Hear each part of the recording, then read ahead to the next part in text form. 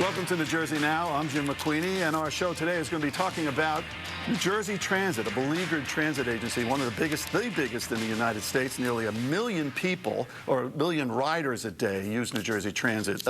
In light of recent events on the accident at Hoboken and other things that have come from this, we're going to talk on this show today about New Jersey Transit, and we'll be joined by the roundtable and another expert shortly. But first, we're here about the leadership issues that might be involved in all of this with Steve Adubato, Ph.D., and a great book you've done here, Lessons in Leadership, which can be gotten on Amazon, Rutgers Press, right, yes, as well, yes. on here. Let's talk for a second about this issue. Any institution, they say, is a really reflection of the individual who leads it, right?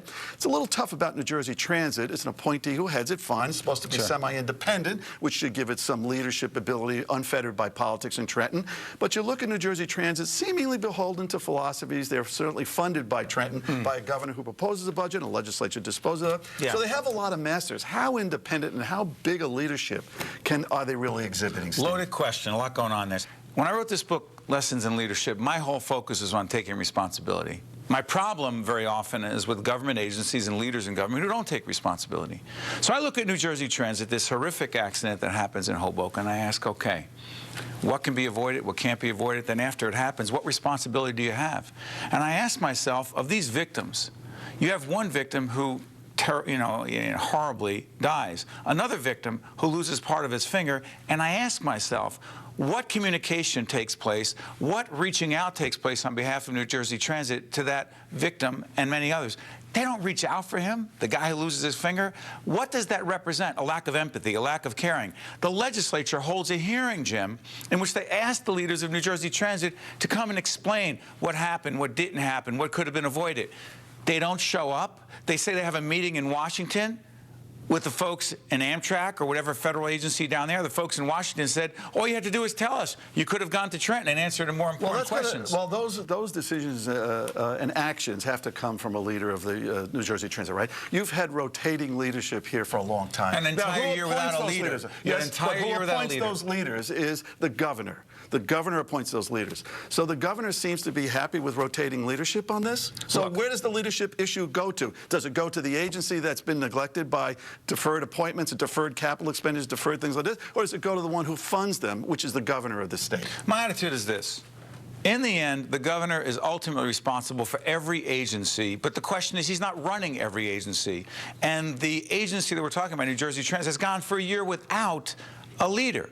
Now, the question becomes, how can you lead if you don't have an executive director for over a year? I'm also going to argue that I don't believe an entity like New Jersey Transit should be that beholden to, forget about Chris Christie, to any governor. I don't believe that you can run an independent transportation, not a political operation, a transportation operation comparable to the Port Authority. And we've had this conversation before about the PA, the Port Authority. I do not believe you can do it the right way, in a professional way, with top leaders and managers so beholden to the politicians. Again, because in the end, it doesn't work. It will not work. To come to the politicians here, the people in Trenton. Because they're too afraid to do the right thing. Well, one of the things is you have a conservative philosophy, and it's not a knock on the governor here. It's just a statement that says the Republicans who come to Trenton basically don't want to raise taxes, which is fine with most people, and they consider raising fares a form of raising taxes as well. So there's been that philosophy in this administration for a long time. So New Jersey Transit Democrats don't love raising taxes either. Okay, but agreed. But the New Jersey Transit, beholden to the funders in Trenton, has to reflect or respect the philosophy of their leader here in this case, whether it's a Democratic governor or not. And if that governor says we don't want fare hikes because they're a form of taxation, shouldn't the transit agency say, we can't run a damn railroad unless we get money in the fare box out here? So there's no pushback. And was there any pushback? That's a lack of leadership. Well, that's my point. That's where I'm going. Well, the commission, was that the case? The commission, clearly it's the case. You can't have an agency that doesn't have the dollars it needs to make the repairs it needs, to make the investments it needs in infrastructure, and then all of a sudden say, well, it's not our fault because the governor would have vetoed the minutes. Okay, the other side of leadership is blame. Who's to blame for this? I don't get into blame. I get into questions of responsibility. And if those commissioners don't do their job, they're not responsible. Who's to blame? First of all, any commissioner who doesn't believe that this agency has the dollars it needs to make the investments to make those riders safe needs to resign, Jim.